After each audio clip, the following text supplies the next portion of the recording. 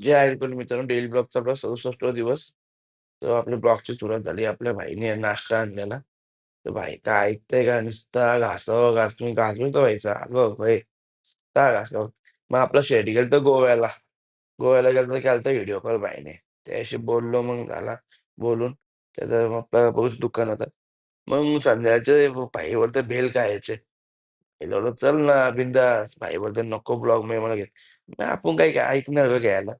मग चला झाला मग नंतर आणलं मी चायनीज. चायनीज आपल्याला का मन झाला भरपूर खायचा. आपण थोडंसं कमीच खायला डाएटवर होता, पण खाल्ला थोडा मन झाला तर.